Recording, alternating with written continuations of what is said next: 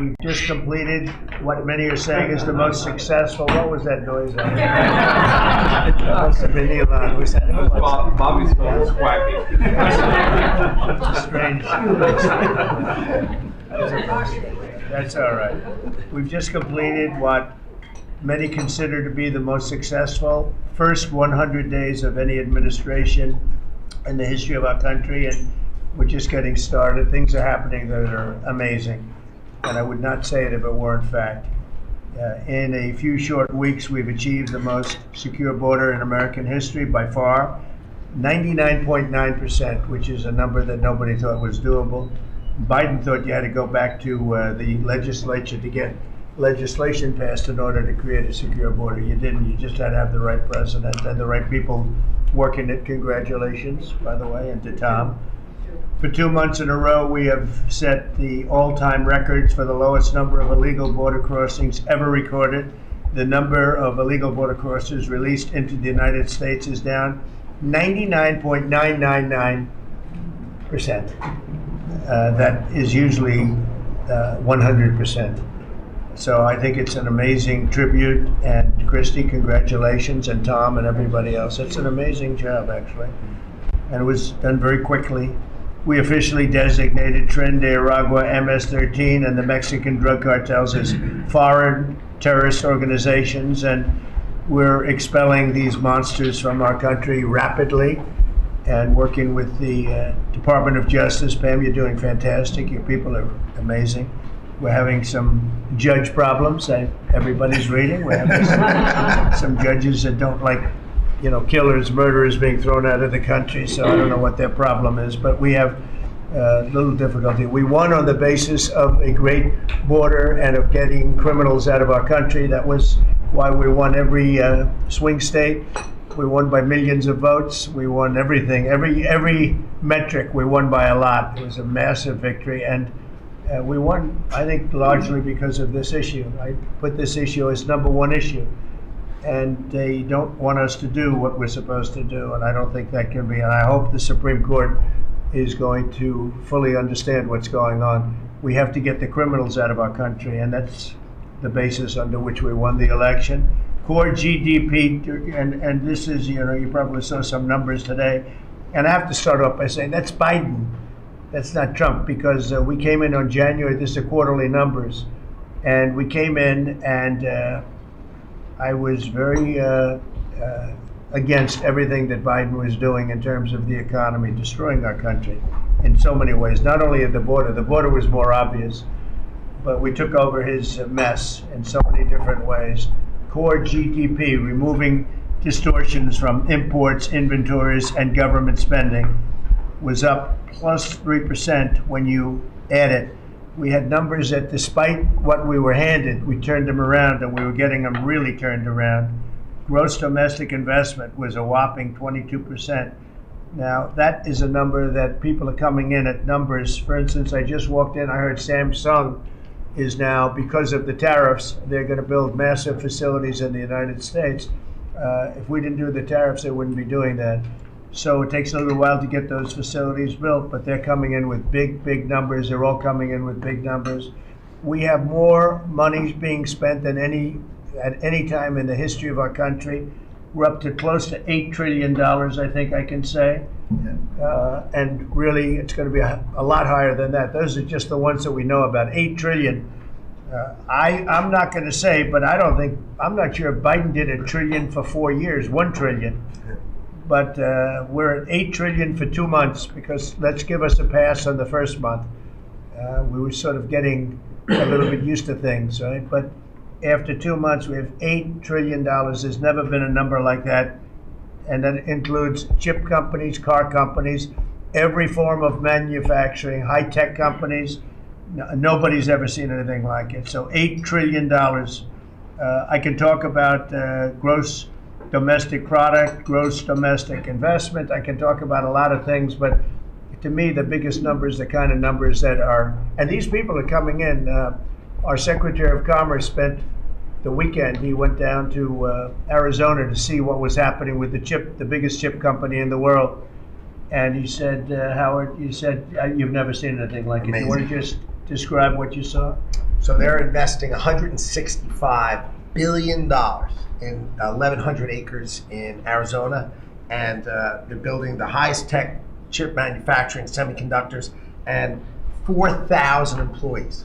You know, American tradecraft, right? Technicians doing every kind of work. The classic foundation of America is building it. They had 14,000 people. They're expecting 40,000 people to build the rest of their plants and to employ 20,000 people for the rest of the time. And this is all driven. You never saw a site like that. And this is all driven by your tariff policies. No chance this be happening without you. It's going to be about 40% of the chip market from that one section, and this is the biggest chip maker. They have 99% of the market. They come from Taiwan, and unlike the CHIP Act, which was done by Biden, where they hand everybody billions of dollars, the thing they don't need is money. They got plenty of money. What they need is an incentive to come in, and the tariffs, they're building because of the tariffs. If without the tariffs, and I like to say they're building because of November 5th, the election, and the tariffs, but I'm going to be a little more blunt. They're building because of the tariffs, and November 5th gave them the tariffs. So it's amazing when you look. And these are not companies that go out and say, well, we're going to build, we have to go get our financing. Let's go. Like we would, in New York, everybody would look, you'd get a building site, and then you'd look around for money, you'd look around for financing for 6 months, you'd get your financing. You'd build your building, the market would be good, you'd make money, the market would be bad, it wouldn't be so pretty, you'd have to negotiate, blah, blah, blah. This is different. These people have so much money, they don't know what to do. I asked Howard, did they finance it? No, they do it through cash. And they say that site, and they just started, they just announced it like a month ago, and they've already started. He said, I've never seen a site like it so big. So, you're talking about essentially a $50 billion building. Now, if you build a warehouse for $50 million, that's a big warehouse, Scott. But a $50 billion building, that's a lot. They're building the electric, they've become a utility. And I've given them the right to become. They're going to build their own electric, they're going to build their own electricity, which they need tremendous amounts of electricity. They're going to build it themselves. Anything they have left over, they'll hook that into the grid. But the grid is old and they're unreliable and bad things can happen to grids. I said, if you want, you can hook into the grid, but that's a little bit risky. Or you can build your own electricity and become your own utility. And they, I think in all cases, are deciding to do that. So it's very exciting, and we have a lot of things going. We took over on January 20th. These are quarterly reports. We took over on January 20th. The tariffs haven't kicked in yet. I know that, and I don't want this to happen, but I know that China is doing very poorly right now. I just saw some reports coming out, and I don't want that to happen to China. I like the president a lot, President Xi. I don't want it to happen. I was actually saddened to hear it, but they are getting absolutely hammered in China. And, they're sending boats, the biggest boats in the world, carrying cargo like nobody's ever seen before. These are the biggest boats in the world, biggest cargo ships in the world. And they're coming and they're turning around in the Pacific Ocean.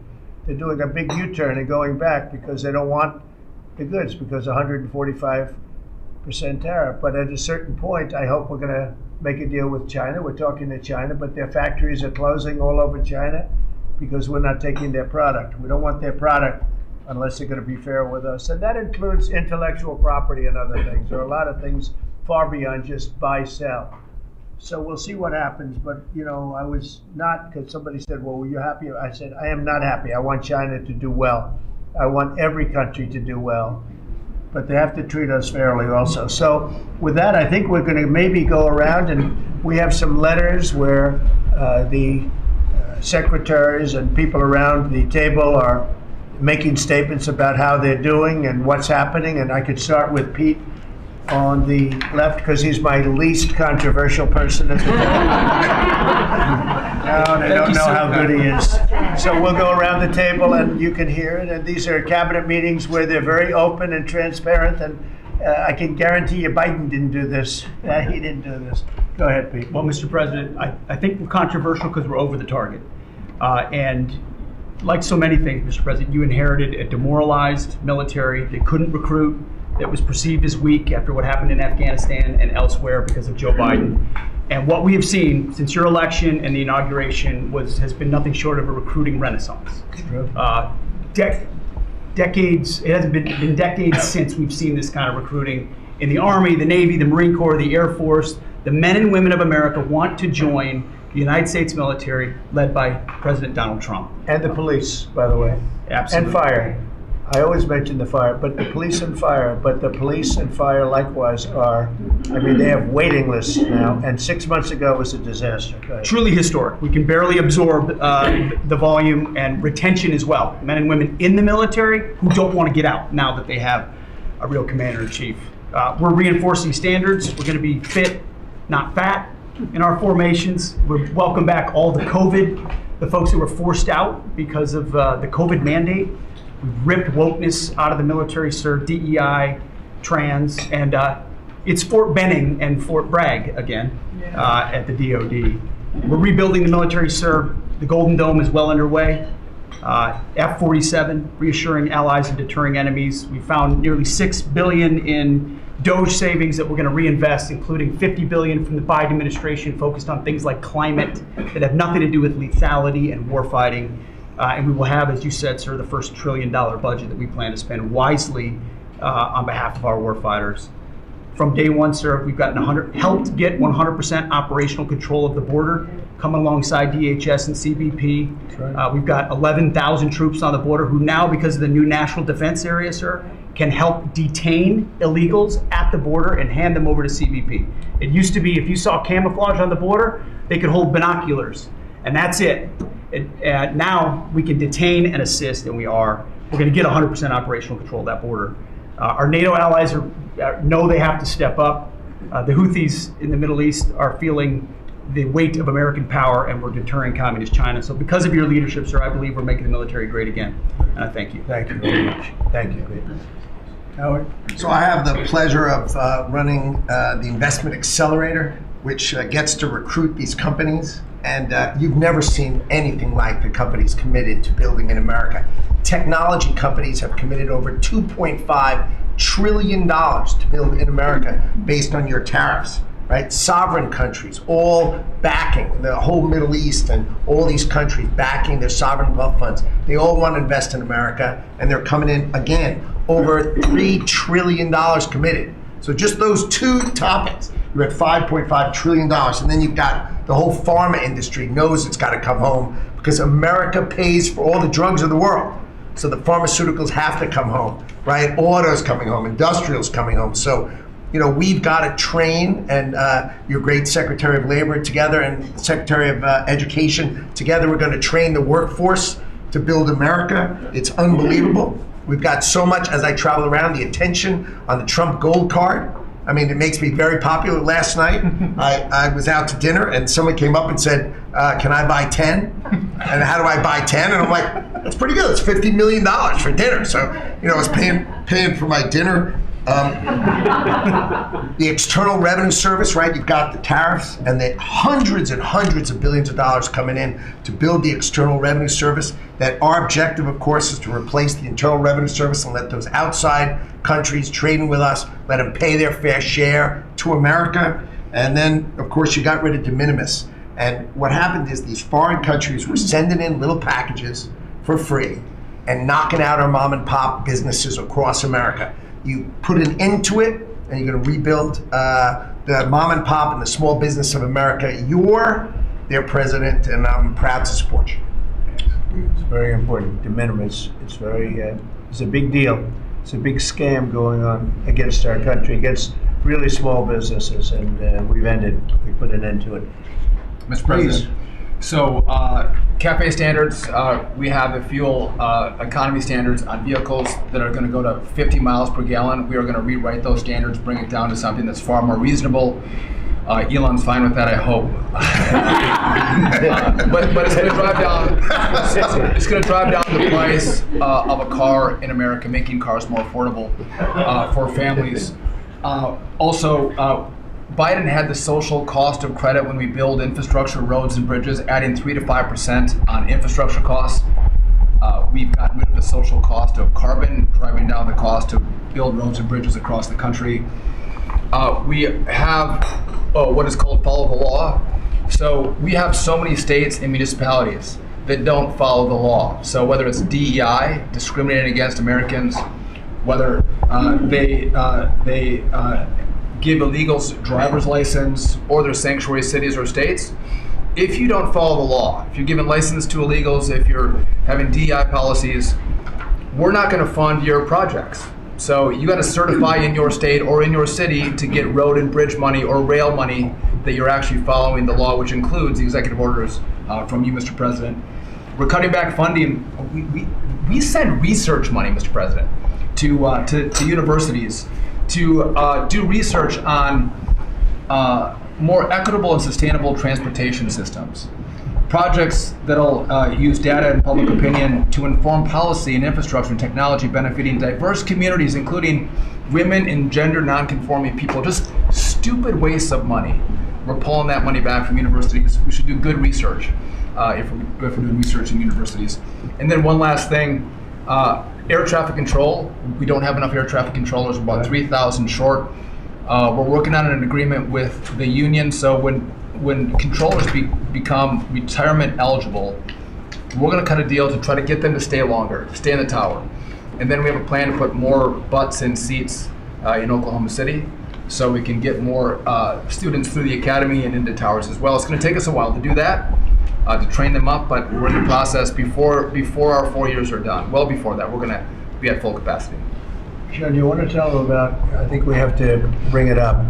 We have very obsolete equipment for air traffic controllers. The equipment, the towers have horrible equipment. It's been renovated for years. The money they spent over the last 4 years, this Buttigieg did a horrible job.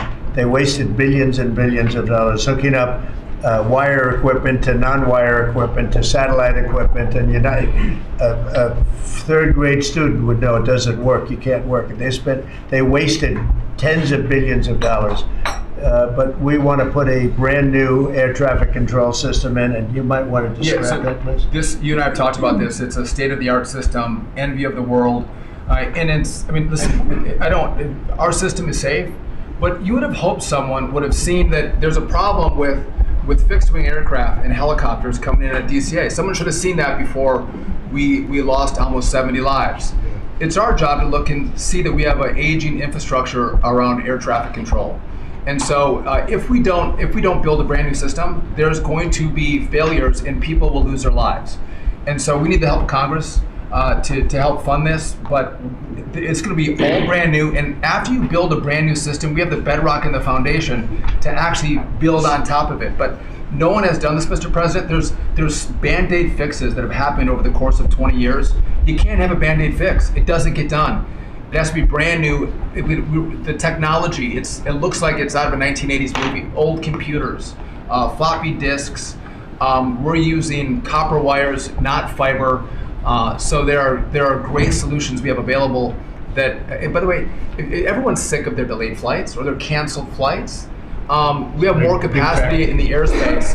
And if we build this brand new system, what you'll have is more efficiency in the airspace, and it will be safer. So the economy will be stronger. We can have more flights and less delays. So I appreciate your support on that, Mr. President. Rebuilding that is very important. You wouldn't have had the helicopter crashing into the plane at 400 feet up when it's supposed to be 200 feet. That would have, bells and whistles would have been gone over, and you would have heard the screaming equipment saying there's a problem coming up in 15 seconds. You got to do something about it right now.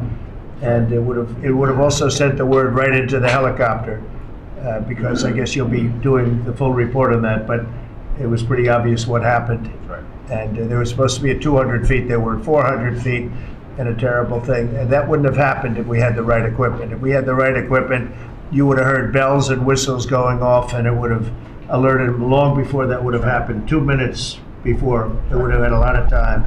So we have to do this. We have no choice, and we're going to do it, and we're going to be very proud of it. They did old equipment in new equipment, and you can't hook in old equipment to new equipment because it's different. Some is satellite and some is ground. The satellite doesn't work. This man would know that better than anybody, but you can't hook up a satellite system to a ground wired system. And if you do, you're wasting a lot of money. They spent billions. This is Buttigieg. They spent billions and billions of dollars trying to patch a system together. They had hundreds of different contractors, and the contractors were all fighting with each other. We're going to have one great big contractor, like the great big beautiful bill, which is going along very well. I guess I like great big beautiful, but we're going to have one great big beautiful contractor, whether it's maybe Raytheon, maybe IBM, maybe it could be any one of 4 or 5 different groups, but you put one in charge. They're very big, very powerful monetarily, and they give you a guarantee, and they hook up everything. They do every single thing. So they're responsible for the digging of the ditches and the fiber and every single element. And it's one system that's hooked in. It's not all these hodgepodge systems that don't work together. And it's just a shame. I mean, it's basic construction, but it's complex stuff. And there are a few companies that do it unbelievably well, and we're going to have that. So good job, Sean. I know that's your big project. And Mr. President, no one has done it because it is complex. It's hard to do because as you're building a brand new system, you have planes taking off and landing, and so because it's complex, no one has done it, and you've given the directive and the support to make this happen. So well, ours is going to be an all new system. It's going to all hook up. It's going to be the same tower is going to have the same equipment, and all towers all over the country, all over the world actually, mostly, are going to be hooked in together. And when there's a problem, when planes are too close, you will hear a sound that's very ear-shattering, and I've heard it, and it's amazing. I mean, honestly, it's amazing. It's real genius stuff, and we didn't do that. What we did was just waste money. You could have just thrown it right out the window. What they did in this last 4 years was disgraceful. Whether it was the border or this, you can name 100 different things. The worst administration ever. Okay. Thank you, Mr. President. Thank you. Mr. President. Secretary? Yeah, Mr. President, thank you. And I think one of the things that I want people to understand about the VA is we're part of the national security interests you have, and you've laid the groundwork for that. It's leadership and making sure that with the Secretary of Defense and myself, we take care of veterans on 2 ends. One when they come in, and one when they serve and they've earned the benefits that we have. And one of the things is if we're not doing our job on our end, then the recruitment and all goes down on the other end because we have a full spectrum. That's what leadership is about. What we found, and speaking the last 4 years, is we found an administration wanted to throw money and people at problems, but they didn't want to put leadership in. They just put money and people at it, and we saw wait times stay the same. We saw issues of suicide rates, death by suicide, not change. We saw a homelessness issue barely go down. We saw disability claims skyrocket when you took place over 250,000 back dislodge, which we're already bringing down almost 40,000 so far just in the last couple of months. But we've also put back what you, and I was in Congress when this happened, and I was glad to see it. The Mission Act is back front and center at the VA. We're actually doing community care. We're actually giving the veteran the choice that they've earned and they deserve, whether they can get their VA care inside our facilities or in the community. It's their choice. It's VA care. We're going to give them the highest quality care wherever they want to go. Also, we're expanding out options for treatments and others for those that are in need. We're experimenting and looking at new counseling ideas, all new drug techniques that we can help with PTSD, TBI, the things that are affecting our veterans right now. But also we've taken the leadership to take people and bring them back into work where they're actually communicating. They're back in our offices. We put thousands of people back in. We're processing more claims daily than we were in the last little bit, hit 1 million before has ever happened, and we're actually bringing it down. And I've actually taken our deputy secretary, and he is actually having a strike force now to bring down that disability claim, plus our regular work that we're having done. We've also taken almost $300+ million and taken it out of contracts that we've all heard about so far. We were doing contracts for meeting notes and PowerPoints. And if our folks didn't know how to do meeting notes and PowerPoint, go online and learn yourself. We're not going to pay for it anymore. And we took $360 million and put it back into community care and also our health records management system that we have. We've opened 6 new facilities just in the last little bit so all the media who wants to talk about how we're hurting healthcare, we just opened 6 new facilities. By the way, thank you, you're welcome. As we go from that, we continue. We've also took $11.6 billion in ceiling values of contracts and terminated that we did not need, resulting in significant cost avoidance for the future, but also still maintaining the ability to take care of our patients and also our disability benefits. We've also gotten unity again. We did away with $14 million in DEI spending. We've ended gender dysphoria treatments. We phased that out. All directed the savings from that go to paralyzed veterans and amputees. We've also continued to work toward, as you've, in anti-Semitism and also anti-Christian bias that we saw The biggest thing though, Mr. President, I wanted to state, is you told me when you said for me to take this job, you said, take care of my veterans. Well, we've done something in taking that step forward. The veteran is back first at the VA. The VA is not about itself anymore. We're not a self-feeding animal. It's about a service organization that takes care of one of the best that we have, and that's our veterans. And that one, Mr. President, we're just getting started. Thank you, Doug. How are you doing with the suicide rates? We're getting, it's tough, Mr. President. That's something that we're looking at. This is something that we've had $588 million has been spent over the last, especially 4 or 5 years to be prevention, and yet the number stayed at 17 or 21, wherever you want to have it. We're now opening that back up, taking in nonprofits. We're bringing in others who have things that are actually looking at. I've worked with Secretary Kennedy and others on the idea of we're opening up the possibility of psychedelic treatment and others that give us an opportunity. We got to research it, make sure it's good, but it's opening up that possibility. And I think, again, veterans are understanding now that we're putting them first. When I go to these hospitals, they're actually coming up saying thanks. We're back in where we need to be, and we're seeing a workforce develop. So suicide is going to come down. It's also going to take some transition stuff that your Secretary of Defense has been very helpful on. We've got to transfer them out of the military so they come to us better, but we're working on that. Good. Very good. Thank you. Jamieson? Mr. President, it may come as a surprise, but this has been the busiest 100 days in the history of the By the way, in history. You know, this is the biggest deal ever done. If you sold IBM, ExxonMobil, and 5 other companies together, it's peanuts compared to what we're doing. This is the biggest deal ever done financially in the history of the world. And I think we're doing great. You're going to see some big results. Go ahead. And I'll just say something that Secretary Duffy said in his context, because it's complex, no one has done it. So this is something, a reordering of global trade that hasn't happened since the end of World War II. And it's long overdue because we've seen manufacturing offshore under the old global trading system. With the net result of the global trading system is that all the manufacturing goes to Asia and other places. That's a system you have to replace. That's what you're doing. They said you wouldn't be able to do global tariffs. We did it. They said everyone would retaliate. No one retaliated outside of China. They said no one would come to negotiate. We're talking to dozens of countries. They said no one would have offers. We have dozens of written offers. We have lots of countries in this week. This is like a break for me to come. You have the list with all the countries that want to negotiate. Sure. They all So want to this is- negotiate. They want to make a deal. Don't zoom in on this. Yeah, this is like a tracker, right? With all these columns of which countries have come in, when we started negotiations, who gave us an offer, are we in technical talks, and when do we expect to have deals done? Those are some weeks out, but we're working very quickly on this. Thank you. Thank you, Jamieson. You're going to have a lot of fun for the next 3 weeks. Fun. It will be fun. Mr. President, the last 4 years, the world experienced a total lack of zero leadership under Biden, and then we've had 100 days of your leadership with respect, with strength, starting with there'll be all hell to pay if you don't let our people go. Dozens, over 40 Americans have come home under your leadership. Far more terrorists are no longer threatening the homeland under your leadership, pulling all of these agencies together, including the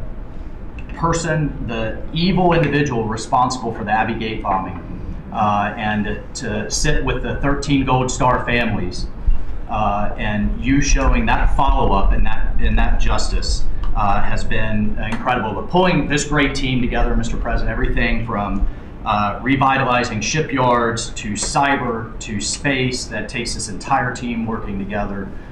It's an honor to serve you in this administration, and I think the world is far better, far safer for it. Amen. Thank you very much. The Abbey Gate is really important. This was a horrible thing. Destroyed the image, frankly, of the Biden administration. What happened there was a disgrace. It should have never happened, and Pam is working very much on prosecuting that person. We have the person, and he'll do well. I have no doubt about it. Thank you very much, Michael. So the CIA, I don't know, Ratcliffe, I don't know if he's going to say anything. He's probably the one person here that's not allowed to talk about the great job he's done, but go ahead anyway. Mr. President, as you know, at your direction, the CIA has deployed our unique covert action authorities in various places and continents to successfully advance your national security and foreign policy priorities: to advance peace, to end wars, to take terrorists off the battlefield, and to keep illicit drugs from coming into this country and harming Americans. Unfortunately, as much as I would love to detail your accomplishments in that regard, we can't do so in front of this crowd. But you and I both know, Mr. President, that you have had a profound positive impact on America's national security posture, and Americans are safer because of your leadership. What I can talk about publicly is, as has been mentioned, the CIA provided the intelligence that led to the apprehension of the Abbey Gate bomber, who is now being prosecuted by our great Attorney General and providing a measure of justice to those 13 families that suffered as a result of that disastrous Afghanistan withdrawal during the last administration. In addition, at your direction, Mr. President, the CIA has negotiated and secured the release of Americans like Mark Fogel and Ksenia Carolina, who have been wrongfully detained, sending the message that you will forget about no Americans that are being held in other places unfairly and unjustly. And finally, Mr. President, the CIA is being restructured at your direction to focus on our core mission and to eliminate the well-documented politicization that has taken place in the intelligence community from bad actors in the past, to focus on our core mission and to make America safe again. Thank you for the opportunity, Mr. President. Good job. You're doing a great job. Thank you very much. Russell? We're obviously involved in a number of budget bills that are moving, trying to make sure all of your priorities are reflected in the reconciliation, working on our upcoming budget. Wonderful job by the entire cabinet on that front. Details soon on that front. Sending up rescissions bills to Congress for things that Elon has found. But the regulatory aspect is something we don't talk about enough. And right now you've given us a goal of 10 for 1. We are working right now with all of the agencies to rack up how big of a deregulatory agenda that we can have. When you came into office, you basically stopped $200 billion in costs to American families just by stopping the Biden regulatory agenda. That's about $2,000 per family. We think when we're going to hit these 10 for 1 goals that we could be in the neighborhood of about $900 billion in savings to American families. That would be substantially bigger than that $2,000 number. And the point that I would make, in addition to just savings cheaper to the American people, there's an aspect of wisdom when you're enforcing these rules that comes into play. And I'm your regulator for the Consumer Financial Protection Bureau, and we found this small mortgage lender in Chicago. His name is Barry Sterner. He had a firm called Townstone. And CFPB had gone after him because he complained about crime in Chicago, literally the same thing that the Democrat mayor had talked about. And they came after him for 7 years on a redlining disparate impact claim and ruined his life.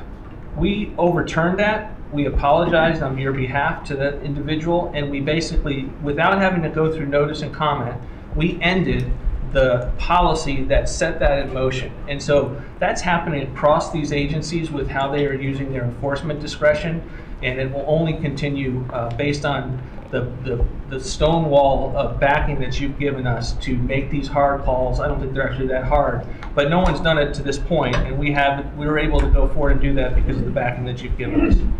So maybe the biggest thing we're working on, maybe bigger than tariffs in a certain sense, is we call it the One Big Beautiful Bill.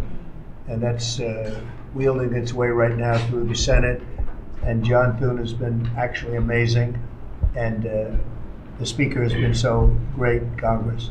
Mike Johnson has been really two guys that they get along great, and it's just been a beautiful, unified attack, really, because we have to attack because the Democrats are trying to stop it at every turn. It would mean a 58% tax hike if they were successful, and lots of other bad things beyond the tax hike. But with us, it'll be the biggest tax cut in American history. How are we doing with the bill? We're doing great. We're day in, day out, hour by hour negotiations to make sure your stuff is in there, and to make sure we have the border resources, the defense resources, and to save the American people some tax money and make sure all those tax cuts that you ran on are in there that help get people back into the workforce. And I think we're making a ton of progress. I think we're doing well. like I said, the biggest tax cut in the history of our country. And it would be the biggest tax increase if the Democrats are successful. They're the only people I've ever seen running for office where they want to increase taxes, but this would be a 58, maybe a 60% tax increase, unsustainable for the American people. Thank you very much. Great job. Susie, the most powerful woman in the world, they say. I agree with that. I agree. I'll be brief so you can hear from these amazing people. Congratulations to everyone on 100 days. That's been it's unparalleled in my memory and best I can tell ever. But it hasn't been busy for busy's sake. The president's promises made to the American people have been kept time and time and time again. You all have been out there spreading the word with community groups in states, in media. It hasn't gone unnoticed, and let's work hard for the next 100 and have equally as much success then. Thank you. And you've done a great job, Susie. Yeah. I think everybody agrees, right? Yeah.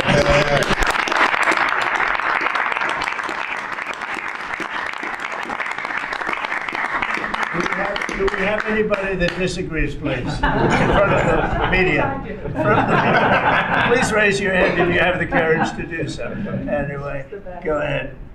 Yes, sir, Mr. President. Thank you. And you made it very clear that you wanted to put America first. And also from day one, you wanted to make housing affordable again, because we do have a housing affordability crisis in our country. And so at HUD, we've been cutting all the red tape and bureaucracy as it pertains to housing affordability and unleashing creativity of our builders and developers around our country and restoring local control. We took down the affirmatively furthering fair housing rule, as you know, which was a zoning tax from Washington. So no longer will Washington be picking winners and losers, but localities and elected officials in different states and cities will have that flexibility. Also, you alluded to securing the border, and such a great job has been done with all of our partners at the table. And at HUD, we want to make sure that the resources that we have now, which is American taxpayer dollars, in the Biden administration, they prioritize illegal aliens over the American people. And so we signed an MOU with Secretary Noem at DHS to make sure that HUD-funded housing only goes to American citizens and no longer will it go to illegal aliens coming across our border. We have about 9 million people living in subsidized housing in our country. 59% of illegal alien families use some sort of welfare program, costing us $42 billion a year. And so we have prioritized American and American people only to live in HUD-funded housing. And also to make housing affordable, we also signed a partnership with Secretary Burgum at DOI to use underutilized federal lands, as you campaigned on and promised to identify those lands to build affordable housing in our country so that people can realize the American dream. We also restored biological truth, as you did in sports. We have the equal access rule at HUD, which we took that rule down to ensure that at women shelters, that those that enter those shelters would be of the same sex, and that we would protect the ladies of our country. No longer will those that identify as women but are not women be able to enter our shelter, so that we can protect the ladies that we serve. Along with our DOGE task force, we identified over $2 billion in savings.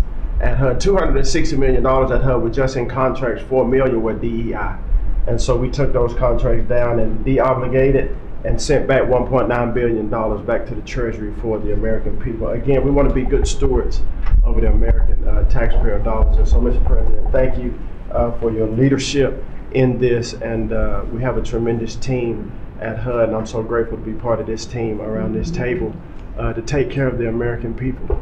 And I consider it a great honor and humble to do so. Good job. Yes, sir. Thank you. Yes, sir. Appreciate it. Brooke? Well, I'm not sure if anyone's heard, but the price of eggs is down. I know it's news. Listen, sir, today as we celebrate the 100th day, I think that it's just such a joy and an honor to continue to do this work, so thank you for that. We have been obviously very focused on the cost of groceries, specifically eggs led the way, as you have so eloquently discussed over the last few months, and we're holding tight on a very significant decrease, which is great, and investing where we need to there. As I mentioned before the press came in, we have had a massive issue with Mexico on water, getting water to our farmers along the border for decades. When I worked in Texas 25 years ago, we were fighting with the Mexican government over the water then. You got involved about 2 weeks ago.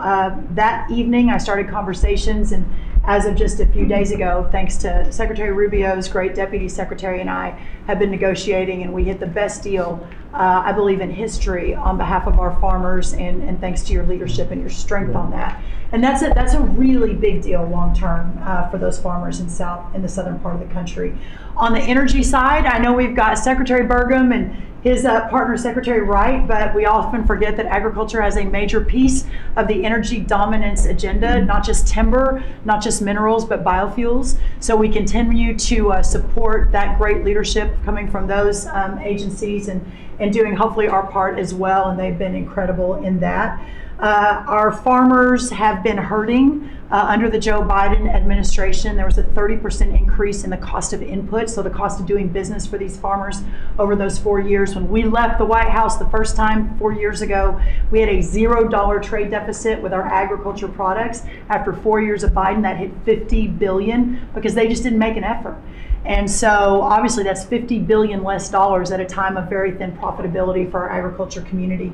So the Congress passed because the last administration didn't get a farm bill done either, the farmers were hurting there. So Congress stepped in. I say all that and basically said $10 billion to move out.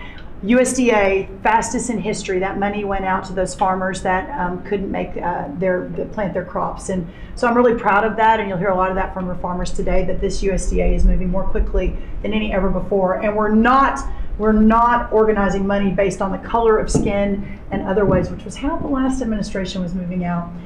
We have canceled $6 billion in contracts thanks to our great friend Elon Musk and his Doge team. A lot of those were DEI, gender, studying transgender mice. Who knew? The racism in pest management, we've canceled all of it. We're going through a major restructuring. USDA is one of the biggest agencies. It's sort of a catch-all, and we're really downsizing and aligning around putting farmers first, which is really important. A big part of USDA though is food stamps. It is perhaps one of the largest, if not the largest, welfare program. And it's a supplemental nutrition program. Secretary Kennedy and I have been working very closely. We were in Texas yesterday talking about nutrition and agriculture. You can't make America healthy again without your farmers and your ranchers as your partner. So ensuring that our food stamp program and those at the bottom end of the socioeconomic ladder really have access to nutritious foods as we're facing an obesity crisis and a chronic disease crisis, which I'm sure Secretary Kennedy will touch on. And the final thing I'll say is this morning, Secretary Noem and I, together, and I brought a picture because I think this is important and it goes to why we're here. This is a South Dakota ranching family named the Mods. They are a fifth generation ranching family. Charles Mod, in his 30s, bought the ranch from his granddad, I'm going to show the press, when he was 17 years old. Those beautiful children, Lyle and Kennedy, his wife Heather. Under the Biden administration, they had, of their several hundred acre operation, they used about 20 acres and had a fence that had been there since 1910 when their family took over the ranching operation. There had never been really any problem that had been brought to their attention. Perhaps there was a minor dispute over, again, 20 acres.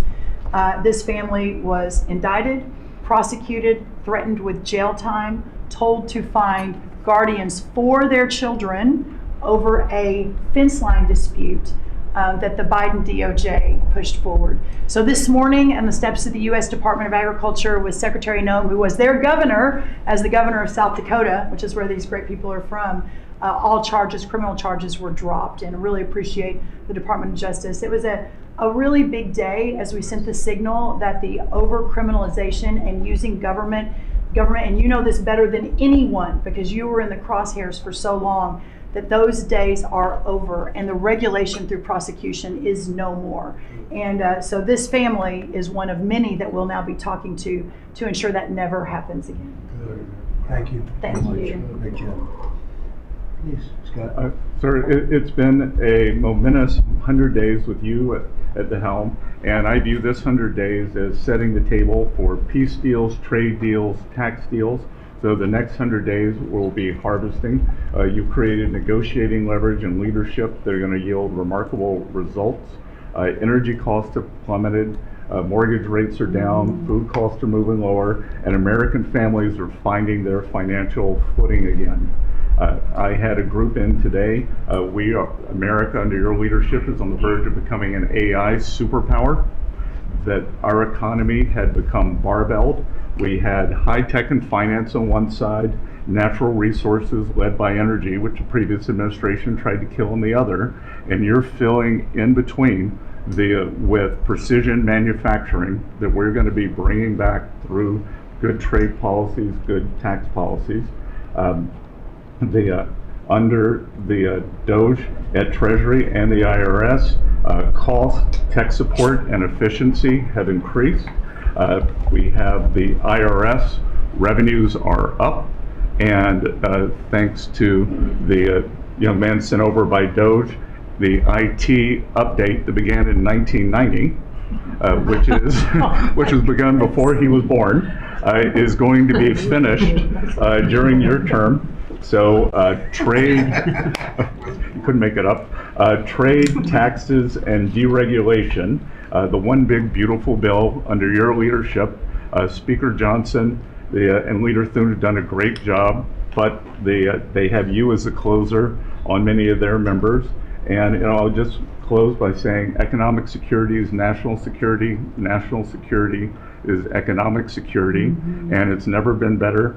We're rebuilding it, and as I said last week at the IMF and World Bank conferences, America first does not mean America alone. Under President Trump, it means leadership. Yeah. Well said. Thank you.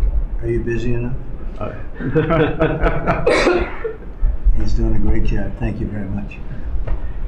Mr. President, thank you, and thanks to the cabinet. So at the risk of insulting everybody else at the table, I believe that I am the youngest member sitting at the table. And it occurred to me that from the time that I was born to the time that Donald J. Trump was inaugurated just a few months ago, we went from, again, 40 years, we went from the world's manufacturing superpower to one in which we depend on the People's Republic of China to make the things that we need. We went from the proudest military in the world to one in which we failed to meet our recruiting goals. And we went from one in which bipartisan border policy was the consensus of both Democrats and Republicans to one in which we allowed 20 million people to run roughshod illegally over the countryside, causing crime, causing a stress in the welfare system. And again, that happened over the lifetime of the youngest member of the cabinet. And what has happened in 100 days is that we've started to reverse every single one of those negative trends.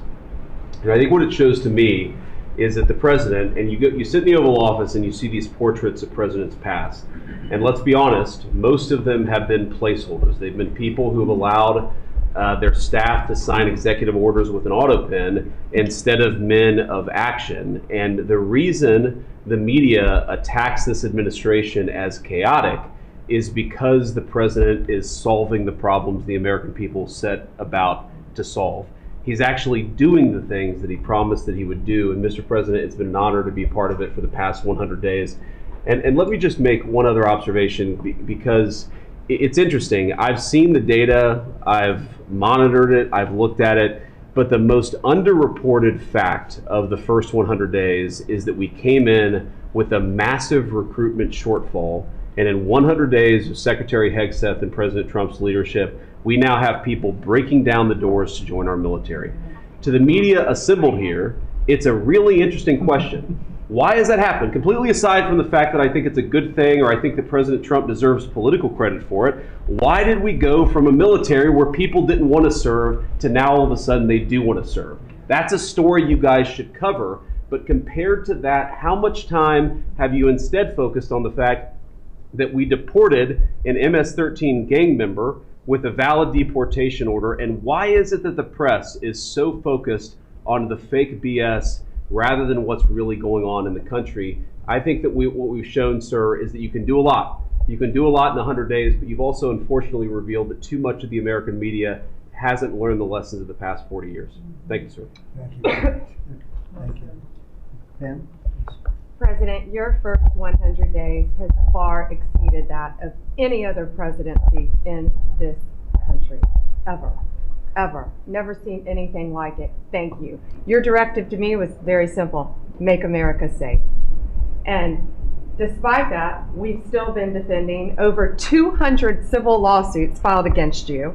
On top of everything else, I think I'm representing every one of you in this room in some capacity. I know you will not be arrested by the U.S. Marshals. Over 200 lawsuits, over 50 injunctions, and now we've got multiple cases in front of the Supreme Court, and we will succeed, and we are doing great in front of the Supreme Court, President, and we'll continue on with that.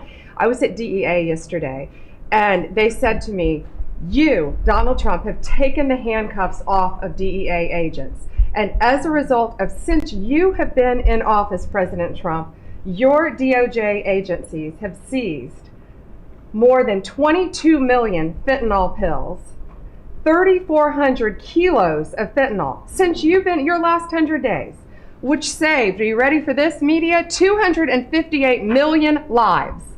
Kids are dying every day because they're taking this junk laced with something else. They don't know what they're taking. They think they're buying a Tylenol or an Adderall and a Xanax, and it's laced with fentanyl, and they're dropping dead, and no longer because of you, what you've done. ATF, since you've been in office, President, along with DOJ agencies, seized 14,500 guns off the streets. Why aren't people reporting that? 651,000 rounds of ammo. That's up 151% from 2024. That's keeping America safe. We've rescinded death penalty. We are now seeking the death penalty on cases. I'm signing death warrants. We are going after terrorism. We are going after arsonists.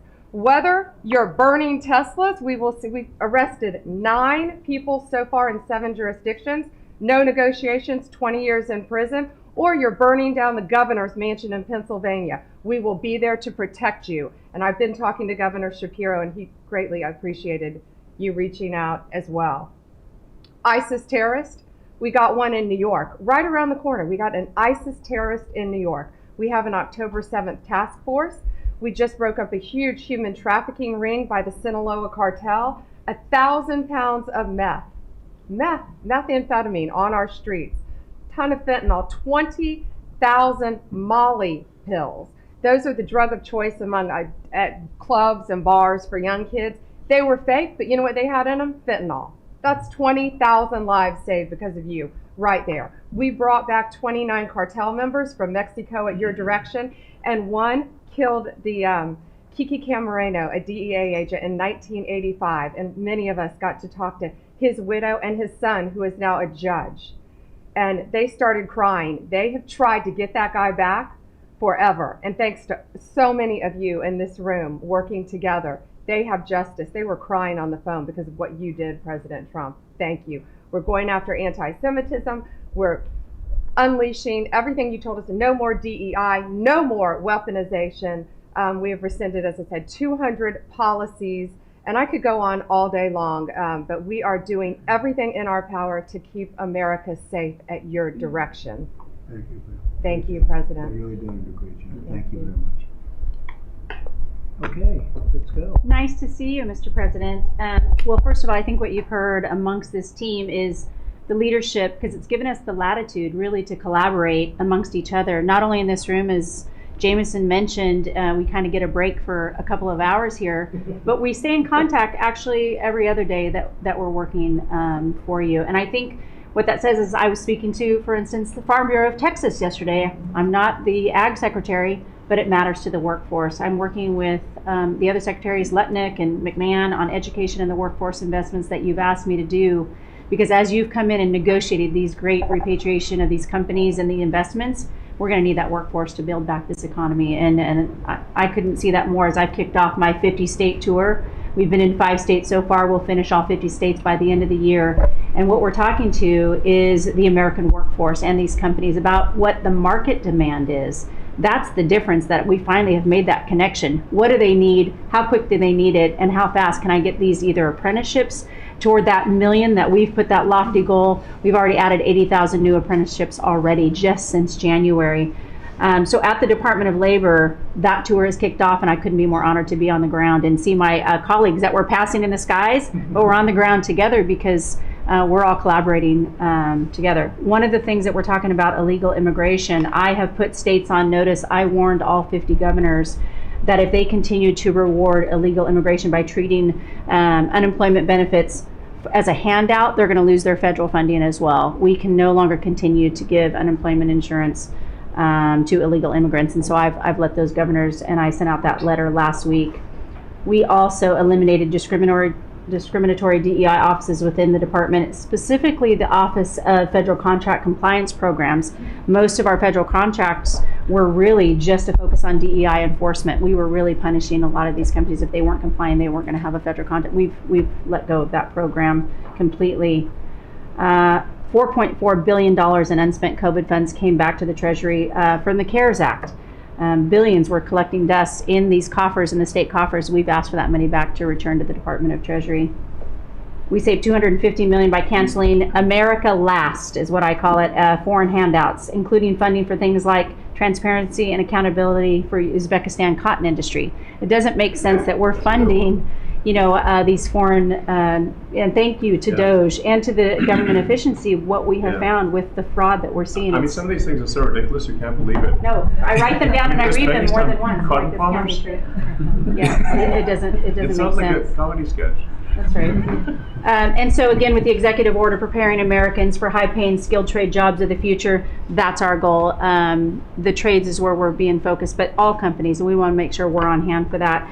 And what I want to say is thank you to government efficiency, because you asked us, when this transitions out, will our departments and our agencies continue that government efficiency? And I think that we've surpassed that in the Department of Labor. Out of our 14,000 federal employees, 3,000 have taken the DRP, and we offered it again. So over 21% have taken that offer. And we'll keep our critical workforce, MSHA, OSHA, and wage and hour, and make sure our workers stay safe. So with your leadership, Mr. President, I couldn't be more honored to serve. I know we were probably the last to know each other, but we're getting to know each other well. And the team that you have assembled is really an honor to serve with. So thank you, Mr. President. Thank you. You're doing great. Thank you very much. Chris, please.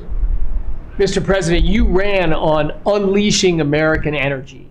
And 100 days have shown the tremendous impacts that can arise from the unleashing you have enabled. I'll just hit a few highlights. Number one, oil, gasoline, and diesel prices are the lowest they've been in years. How does that happen in 100 days? That's a messaging. Your message that we're pro-energy. We're not against energy, we're for it. That sends a message to the marketplace that supply is easier to grow now and supply will be coming. And that's already led to tremendous savings for American consumers across the country. And we need not only more affordable energy, but we need a lot more energy. Want to highlight, I think a couple of us have touched on, is AI. This is a new emerging critical industry that's very energy intensive. It is not acceptable for the United States to not be the leader in AI. We must win the AI race and lead in that, and that's going to take a lot more energy. If you had not won election, we would not have won the AI race. Full stop. Energy would not have been there to enable us to win. Reshoring of manufacturing. These trillions of dollars you let off with, it's going to come back to our country to make chips, to make steel, to make automobiles, to make artificial intelligence, to make all of these industries we've outsourced. That's only going to be possible with way more American energy. But we have that energy. We have those resources. We have those businesses. We have those capitalists. We just need to stop standing in the way of them and follow the lead you've set, which is to enable them, not to subsidize them, not to help them, to enable them to invest American money and create American jobs here. Regarding our balance of trade, The second largest export of the United States is liquefied natural gas. Second fastest. In the next few years, it'll be our largest export in our country. But yet, 18 months ago, the Biden administration had said, we're going to stop issuing permits for new LNG export terminals.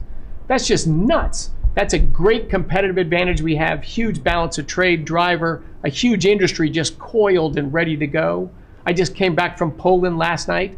They are thrilled that America's back in business again and that the rest of Europe can get off of Russian energy and can enable their own economic growth with secure, reliable, affordable energy from the United States.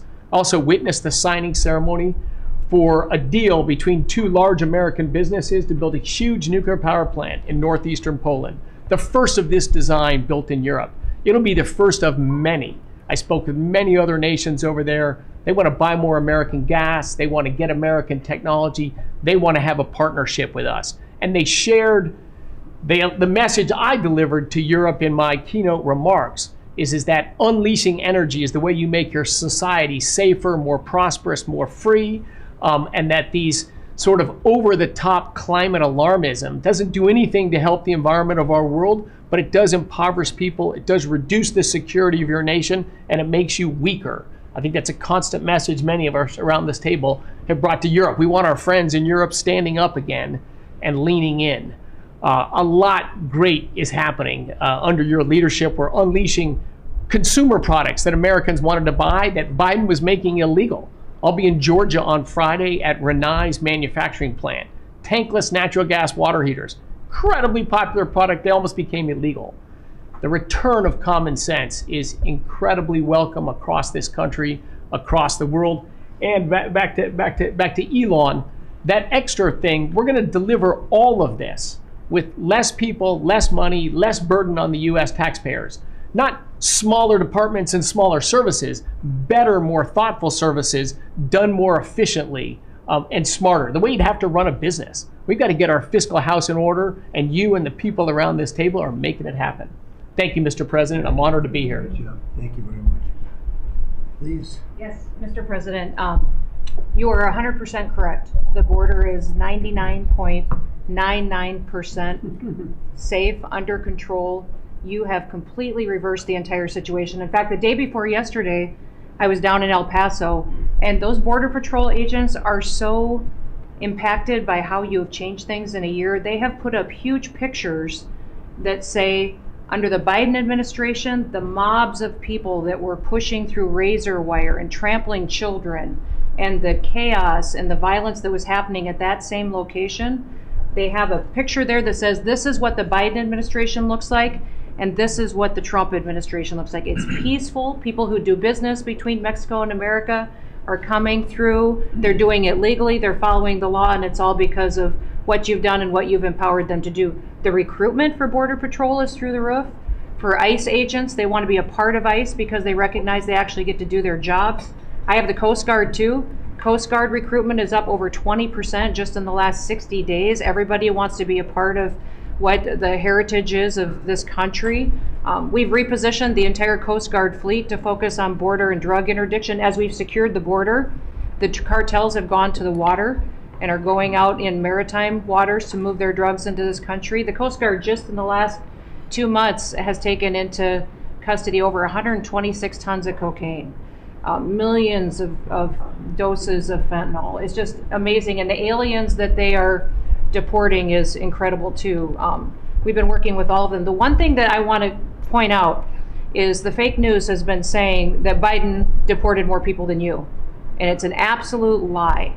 And they're letting the Biden administration get away with manipulating and cooking the books. What they're counting for the Biden administration is every single person that came to that border that they processed and let into this country. They're allowing Biden to say that was a deportation just by processing somebody and letting them come into the country.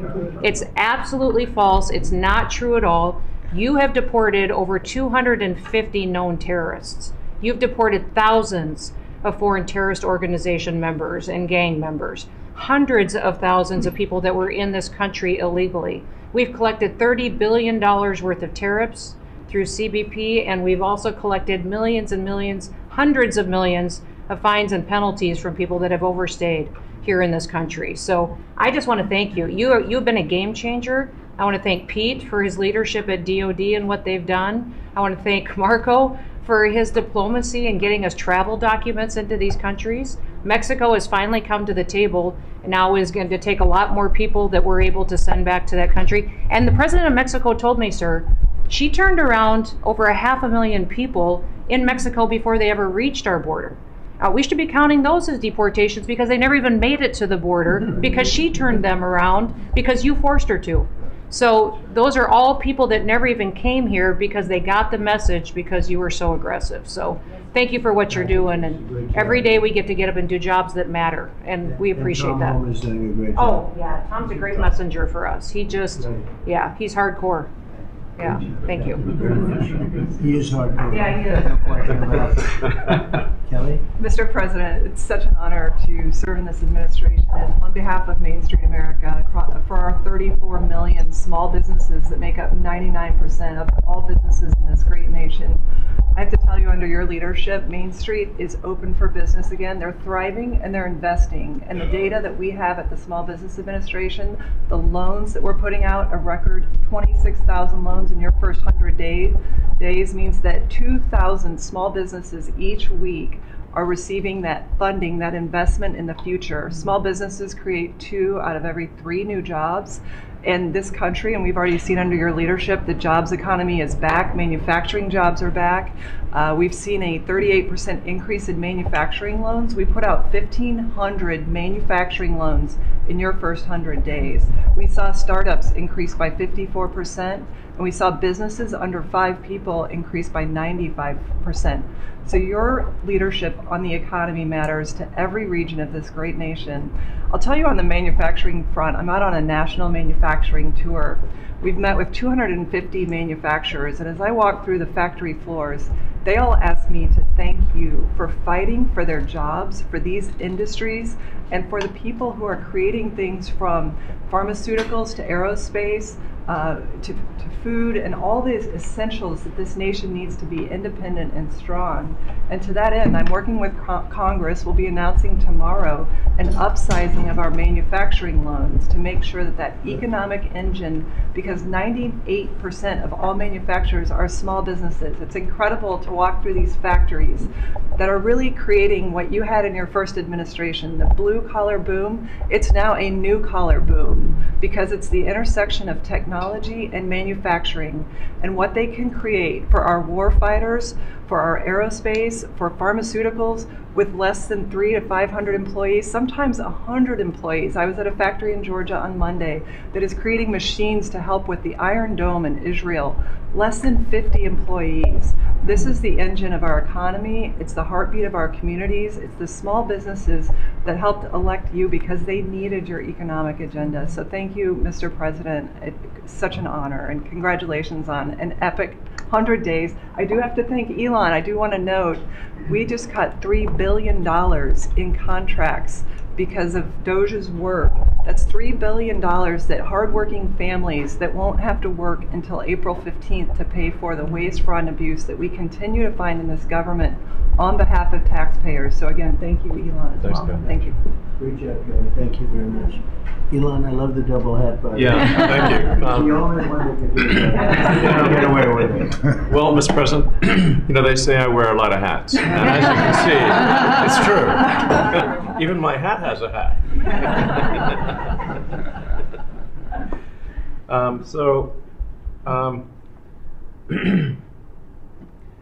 You know, the American people voted for secure borders, safe cities, and sensible spending. And that's what they've gotten. A tremendous amount has been accomplished in the first 100 days. As everyone has said, it's more than has been accomplished in any administration before, ever, period. This portends very well for what will happen for the rest of the administration. I think this could be the greatest administration since the founding of the country. Well, we all want to thank you for your help. You really have sacrificed a lot. Been treated very unfairly. Well, they do like to rent my cars, which is not great. You know, it could be better. But you have been treated unfairly. But vast majority of people in this country really respect and appreciate you, and this whole room can say that very strongly. You've really been a tremendous help. You opened up a lot of eyes as to what can be done, and we just want to thank you very much. And you know, you're invited to stay as long as you want. At some point, I guess he wants to get back home to his cars and his place.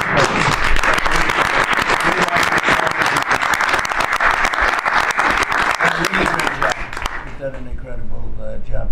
$150 billion. Think of this. Yeah. 160 now. 160.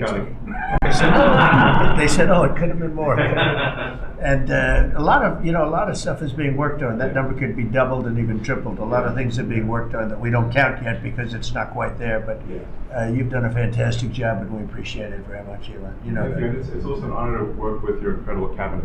I just like to say thank you, everyone, for it's great to work with you. Thank you very much. Thank you. Mr. President, congratulations on this truly historic first 100 days of your administration, really only made possible by your focused leadership on delivering the mandate the American people gave you. You've empowered all of us to deliver that mandate, and I'm grateful to have the privilege of leading the intelligence community towards ending the weaponization, politicization of the intelligence community that's gone on for far too long. And building out what is truly a lean and agile and effective intelligence community that is helping you deliver that promise to the American people of safety, security, and freedom. So, Mr. President, I'd like to highlight just 3 of the areas where we are helping to support your leadership and your work in making America safe again and bringing about these changes. First of all, because of your designation of cartels as foreign terrorist organizations, I took immediate action with our National Counterterrorism Center to prioritize their focus on those terrorists and gang members who are trying to enter our country through legal or illegal means, and to seek out those who already are here in our country because of the Biden administration's 4 years of open borders. We've been working very closely with your great Attorney General's team at the DEA to get these known cartels into our systems, to be able to stop them at the border, and turning over names to Department of Homeland Security and the FBI to be able to find those who are already here in our country. Just the other day, we found 700 alien terrorists who have ties to MS-13, Tren de Aragua, and the Sinaloa cartel. Just yesterday, our NCTC identified almost 600 individuals with ties to other terrorists who came through our borders illegally, claimed asylum, and under the Biden administration were paroled here within our borders. Secondly, Mr. President, like too many organizations in the federal government, the ODNI has become very bloated with too much waste and abuse going on within the organization. We've done a few immediate steps. We are doing more. The ODNI is 25% smaller and more lean today than it was when I walked in the door and when you took office. Secondly, we have just this morning actually shut down a human capital office. As soon as you issued the executive order to stop all DEI activities, we did that, shut down the DEI office. But we discovered this human capital office that was essentially a slush fund for DEI initiatives, hidden under the guise of human capital, that closed down this morning, saving taxpayers $150 million. We'll soon be announcing an additional $2.6 billion in savings with other programs and contracts that do nothing to ensure our national security interests. And lastly, we're working every day to hold the deep state accountable, to end the politicization, weaponization of the intelligence community. This past week, I sent 3 criminal referrals for illegal and unauthorized leaks to the media of classified intelligence for prosecution. We have 11 more that are under investigation. We've revoked, at your direction, 67 security clearances, and we continue the work of declassifying documents, as we have already around JFK assassination. We have more coming for the assassination of Bobby's father, Senator Kennedy, and MLK assassination. And we continue our extensive investigations around exposing the very serious issues we have related to election integrity, illegal abuses of FISA, Crossfire Hurricane, and others. Mr. President, under your leadership, we are working every day to bring about that transparency and accountability that the American people deserve. So thank you for the opportunity. Great job. Thank you very much. Lee? Mr. President, at the Biden EPA, the Green New Deal was raging. At the Biden EPA, we saw billions of tax dollars burning. At the Biden EPA, we saw industries suffocating. But at the Trump EPA, the Green New Deal is dead. At the Trump EPA, we know that we can both protect the environment and grow the economy. I have 13 pages of accomplishments from our first 100 days in here, and in it, part of it is 100 environmental accomplishments at the Trump EPA. You don't have to take my word for it. We released it to the media this morning. Every single day that President Trump is in this office, there will be a major environmental accomplishment every single day of the Trump administration. At the Trump EPA, we're also launching what is the largest deregulatory action in the history of the country. We're going to be giving our director of the OMB a whole lot of work because we inherited a big mess from the Biden EPA. And working with Elon and Doge, I've canceled now $22 billion worth of grants. Now today is a special day for many reasons. The biggest reason why we're here is that this is the 100th day of the most consequential, historic first 100 days in the history of this country. Today, while we're here, the House of Representatives is voting on Congressional Review Act bills, considering the EPA waivers that were given to California's tailpipe emissions, where California set their own standards. But there should be one national standard, and right now, Congress, on the House side, is going to be voting on that today. On a personal note, while this is a bit outside of the EPA jurisdiction, today is my last day serving in the United States Army. And I first signed up towards the end of the 90s. And I've had a chance to see a lot of national security teams over the course of the last 27 years. There has never been a national security team ever assembled that had the backs of our warriors like this national security team right now. And we have never had a president so deeply committed towards ending foreign wars instead of starting new ones. There's a reason, Mr. Vice President, why everyone is racing to join our Department of Defense. We have a Secretary of Defense who, with all due respect to our great president, would probably rather be swimming with Navy SEALs right now, be running somewhere in the Middle East with our service members. And from our Secretary of Defense to our Secretary of State, our Vice President, and more. I just want to say thank you as a veteran of our military for assembling what is the greatest national security team that I have ever seen in my 27 years associated with the United States Army. Has Pete signed off on his retirement leave? Welcome to the VA.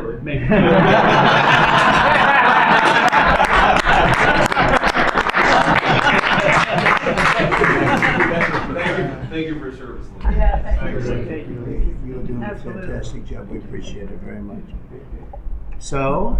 Well, Mr. President, I don't think I have ever worked so hard to try to fire myself.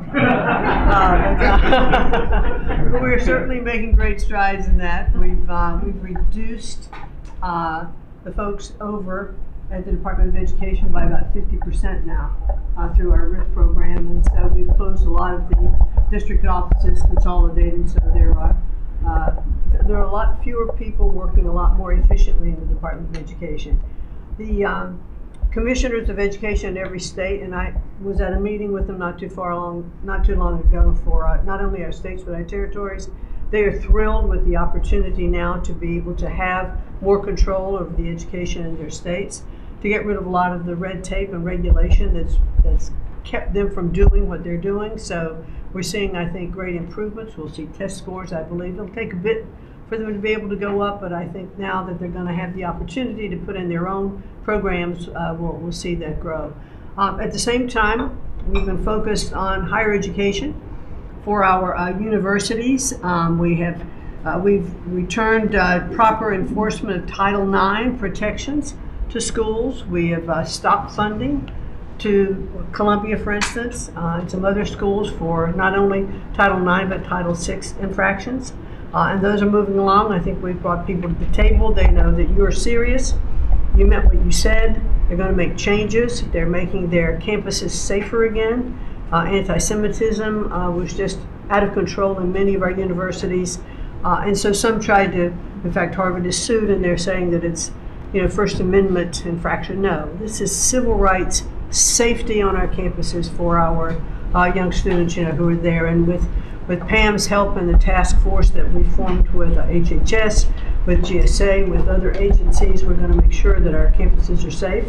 And so there's a lot of good work going on. I think one of the biggest things, you'll be very happy to hear this, Mr. Vought, that we are putting back into place collecting on our student loans that have been delinquent since March of 2020. Been no effort to recollect on those loans. So as of May 5th, the letter goes out that the loan recollection is beginning again. So for those people who have borrowed money and have not been paying, and that's just not to be punitive. There are many ways that they can go online to understand how they can get back into the right payment structure, because when they're in default, they can't buy a house, they can't buy a car because their credit scores are down. So it's helpful to them as well as to get this money back into the country. I mean, with $60 billion of increased student loan debt since 2020.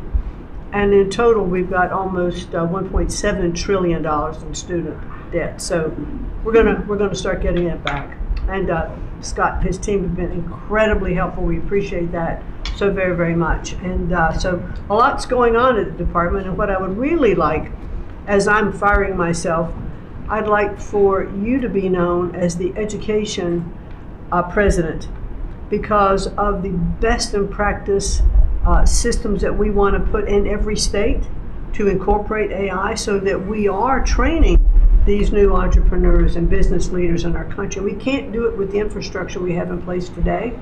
So we have to be working on that at the same time. So we're going to be doing that. So thank you for your charge to elevate education so that we are providing for every student access to excellent education. Thank you, sir. Thank you very much, Linda. What's going on with Harvard and some of these colleges that are taking vast amounts of money, who also have vast amounts? They've got $52 billion and really scamming the public and hiring people like de Blasio and Lori Lightfoot, who are certainly two of the worst mayors in the history of our country, paying them a fortune of salary and having them teach our children how to manage cities and how to manage government. What's the word as of this morning on, let's say, Harvard? Well, we're negotiating with them. When we went back to them to say we'd welcome them back to the negotiating table, their response was a lawsuit. So Pam and her team are helping work with that. And I am, enjoying the fact not only am I firing myself, but I'm now being sued fairly regularly by different departments of education. But we're staying tough with them. The other thing that we're looking at also are the 117 violations of these big universities like Harvard and others who are not reporting, as they're required to do by law, foreign money that comes in and how much that is and where it comes from. And so that is and students. Yeah, and it's very serious. Where are these people coming from? Yep, Yeah, exactly. sir, we pulled back their grants because Harvard isn't responding to us criminal activity by their students. And until they give us that list, they're not getting any more grants from Homeland Good. Security. I think we should pull it back. We did. The students they have, the professors they have, Right. the attitude they have is not American, and I think you should. A grant is a grant. We don't have to give grants. Exactly right. So we'll pull back the grant. All right. Very good. Right. Thank you very much, Lynn. Thank you. Bobby? Mr. President, thank you for your extraordinary leadership. Over the past 100 days, we are already making America healthy again. We announced last week the ban on the 9 petroleum-based synthetic dyes, food dyes. Within 2 years, within 2 months, we're going to ban the worst 2 of them. I am working with Secretary Rollins on dietary guidelines. The dietary guidelines that the President Biden's administration gave us are 453 pages. They're basically unreadable. And they are the product of the same kind of politicized science that drove Fruit Loops to the top of the food pyramid. And we're going to do real science, gold standard science. We're going to develop we have till December to do it, but we are working very, very fast together. We're going to get it done by the end of the summer in time to drive major dramatic changes in the school food, the school lunch programs over the next school year. I'm working also with Secretary Rollins on the SNAP program and to get sodas and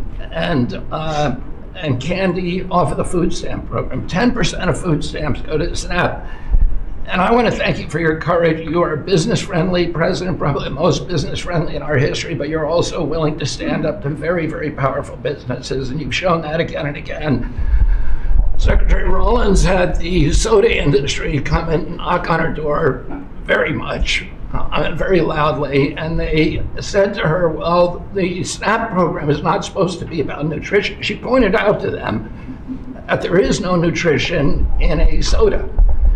And they said, well, it's not supposed to be about nutrition. And she said to them, the name of the program is Supplemental Nutrition Assistance. So it is about nutrition. And we shouldn't, we have 38% of our kids are diabetic or pre-diabetic, and we are paying at both ends. We're paying for the food-like substances that make them diabetic, and then we're being bankrupt. We're spending $1 trillion a year on metabolic dysfunction. It's existential and it's not sustainable. I visited Arizona, West Virginia, Utah, and Indiana in the last 2 weeks, who have all applied for SNAP waivers. We're encouraging, thanks to Brooke Rollins' leadership, all of the states to apply for those waivers. I also visited Utah, which is the first state to ban supplemental fluoride. Florida yesterday passed a bill to ban supplemental fluoride. I'm confident Governor DeSantis is going to sign that. We are working, Zeldin and I are working together to change the federal fluoride regulations, to change the recommendations, and we're looking at the science now. I want to point out that in August, the National Toxicity Program, which was an arm of the NIH, did a meta-review of all the science on fluoride and found that there's a direct inverse correlation between fluoride exposure and lowered IQ in children. So the more you get, the stupider you are. And we need smart kids in this country, and we need healthy kids, and thank you for your leadership. We're going to get there. We're reviewing the GRAS standards now we're revamping them to get 10,000 ingredients that are in our food. The Europeans only have 400 ingredients, we have 10,000. There are chemicals we know nothing about, and we are going to stop that process, and then we're going to go back and look at these chemicals and make the companies either get rid of them or to label them. We've launched Operation Stork Speed, and we're going full speed ahead to make sure that we have good, high-quality milk for children. We have launched the autism study at your direction. By September, we'll have some of the first answers. Within 6 months of that, we will have definitive answers, not only for autism, but for the etiology of a whole range of autoimmune diseases that have become epidemic in our children. We have ended HHS as the role as the vector, the principal vector in this country for child trafficking. And during the Biden administration, HHS became a collaborator in child trafficking and for sex and for slavery. And we have ended that, and we're very aggressively going out and trying to find these children, the 300,000 children that were lost by the Biden administration. And we have ended funding for gender mutilation surgeries and other kind of gender dysphoria practices. And thanks to Elon, we have saved $67 billion at our agency without compromising any of our critical programs. Mr. President, I want to thank you for your vision, for your leadership, for giving me the 100 busiest days of my life, and most exciting and most rewarding. And there's over the next 100 days, we're going to do much, much more. That's good. Thank you very much, Buddy. Very good, very important. Thank you. Doug, please. Well, President Trump, on your first day in office, you wisely declared a national energy emergency. And this was essential because it was the signal that we're going to go 180 degrees from the disastrous and dangerous Biden policies that were based on a climate ideology that was the root cause of the inflation in this country. It was the root cause of wars abroad. It was the root cause of our manufacturing disappearing from our country. We can't have energy security. Without energy security, we can't have national security, and you understood that. But now with everything that's flowed from that, dozens of other EOs that you've done, America is back in the energy business. As Chris said, there's been a signal that's sent around the world. Capital is flowing, coming back in. The smart money is coming to this country. And now you've given us a chance to win the AI arms race against China. We know we're up against a formidable competitor. China opened up 94 gigawatts of coal in the last year. That's more than all of California and all of New York combined in the last year. We've had presidents in the past, Biden administration, that were running away again under this climate ideology. You've embraced baseload power in this country. I'll never forget standing in the East Room with you, surrounded by the coal miners around this country, where you said, hey, big, beautiful coal. As we work to try to identify the balance sheet of America, our earliest estimate is that the coal resources in America, just on public lands, could be worth $8 trillion with a T. That was all going to be taken off our balance sheet if we weren't going to touch it. But now we're back in the business. I was 1,800 feet underground in a coal mine in Alabama a couple weeks ago. They do metallurgical coal. Without metallurgical coal, we can't produce steel. This is a plant. This is a plant that would have been in a mining operation that would have been shut down under the Biden administration. What we're doing here, back in the business, we're doing leasing. We're leasing for oil and gas. We're leasing for timber with Brooke Rollins. We're leasing for grazing. We're leasing for critical minerals, which is key. And when we lease the public lands appropriately and by the law to do that, we're bringing in revenue. We're bringing in jobs. We're helping strengthen America. And so we're treating our natural resources like the American balance sheet they are.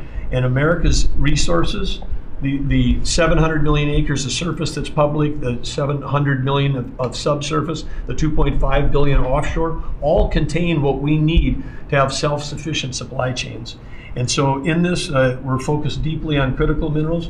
The Biden administration put us in a real predicament right now. The whole trade team, the whole cabinet, Susie's jumping in, leadership across everybody, the National Energy Dominance Council. But of the top 20 critical and rare earth minerals that we need for defense, that we need for industry, China's controlling 85% of the refining for that. So we are running at warp speed 7 days a week to try to put ourselves back in business in that way. So, and I want to just close out by saying a couple other things. One is the border. Few people realize that 41% of the southern border is in Department of Interior. Then we've got a few more percent that come with Brooke and with the Forest Service. But that's been a risk area. Part of the reason everyone was pouring into our country, Biden wasn't enforcing the border laws. They definitely weren't enforcing it on public lands. And so again, using tying two presidents that had a great propensity for action, Theodore Roosevelt in 1907 created what was called the Roosevelt Reservation, 60-foot strip that go from Texas all the way to the Pacific Ocean, because he was worried in some future state there might be smuggling. I don't think he was anticipating human smuggling and fentanyl trafficking, but that has been largely unused. He gave us the authority to transfer that, and so working with Kristi and working with Pete, we've transferred that to the DOD. So transferring land from the other agencies like Interior to the Department of Defense, then as Pete said, they can do the detain and assist with the military. And having been down at the border multiple times in recent week, I can confirm everything Kristi said. The enthusiasm, the morale of that group is exactly 100% opposite of when Kristi and I were down there as governors. I had Border Patrol people say, that they were multi-generational service in that law enforcement that said, my wife and I are telling our children never to go into this thing, to go into Border Patrol. People this time were saying, I got a 17-year-old. As soon as they turn 18-year-old, they're signing up. My wife is thrilled. They're going into law enforcement. They're so proud to be serving with you. Everybody I've met, whether it's in a coal mine or at the border, law enforcement, the one thing they say on those trips is, please thank President Trump from all of us, the change that you're making.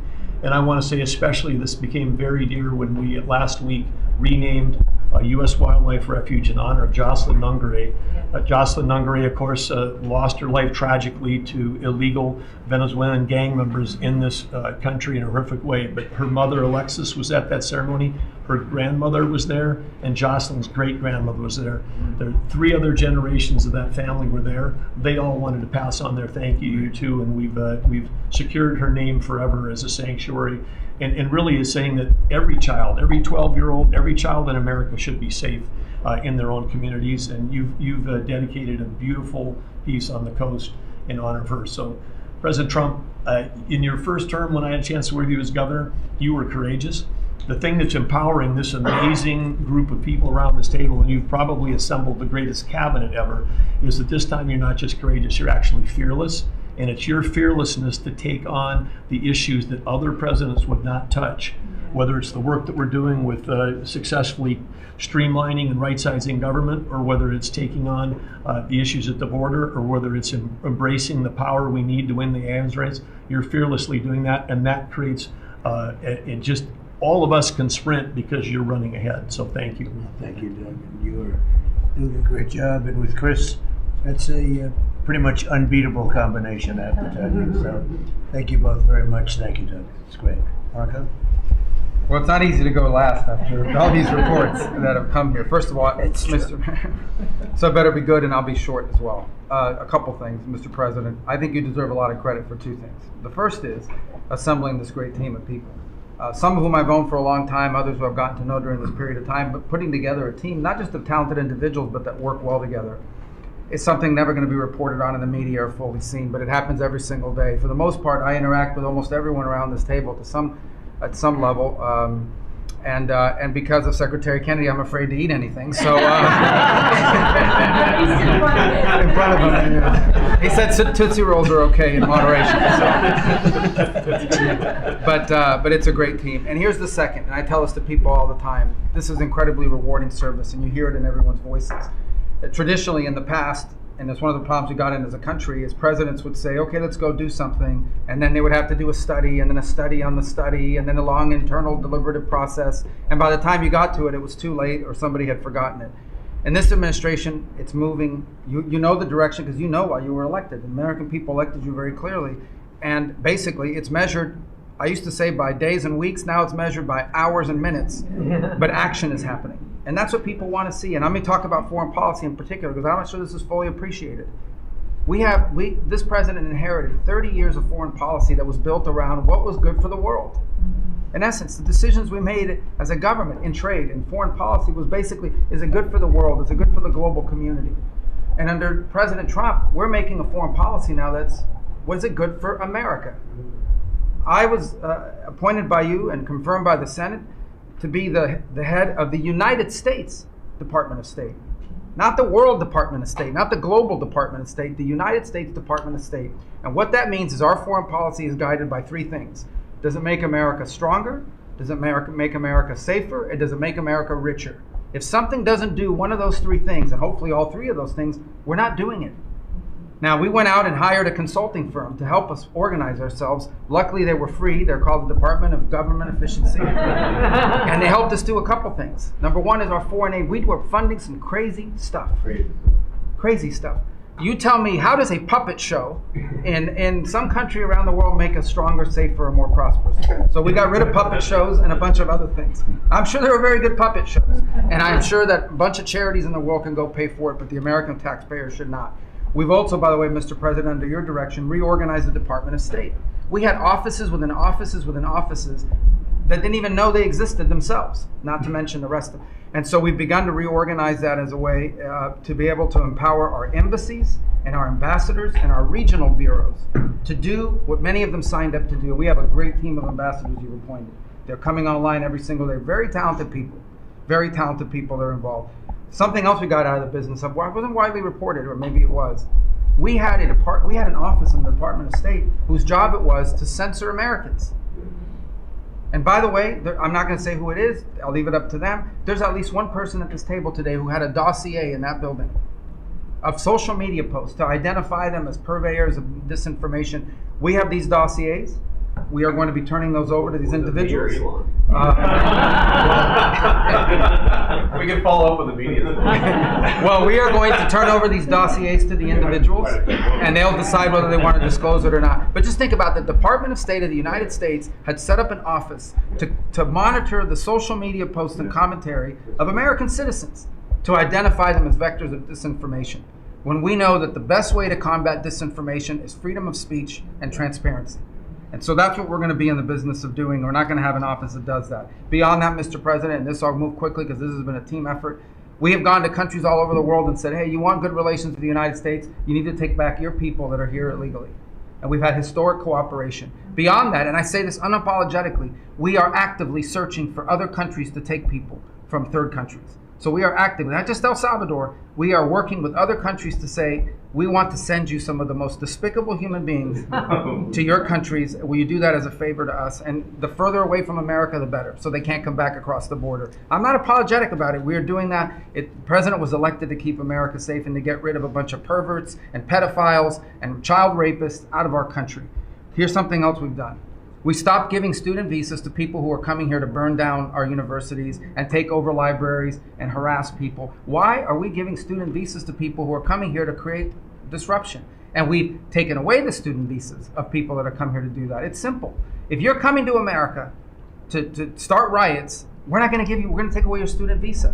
And by the way, every country in the world that I travel, 14 countries in 14 weeks, you know what they all say to me? Yes, that's what we would do too.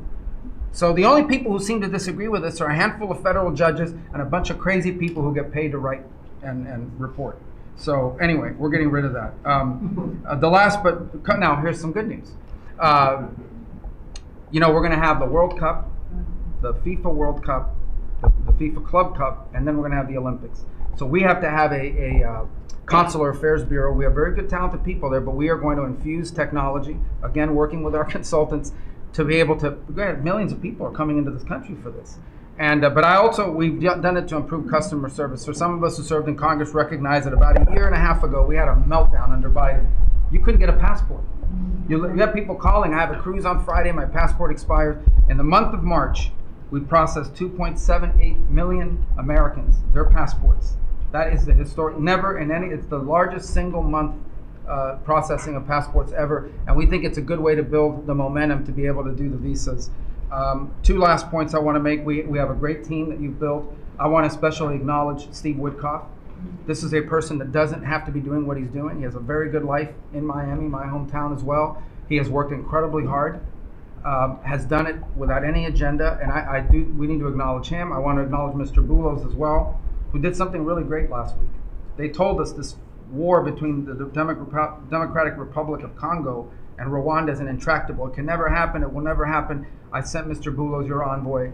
A week later, I look on my schedule, the signing of a declaration of peace between the Democratic Republic of Congo and Rwanda. We signed it at the State Department last week. We hope it will lead now to a lasting permanent peace that we hope to invite them back to Washington to sign. So and we have a lot of good people working on our teams as well, but these are two great people. Mike Waltz alluded to this earlier, and this is the last point.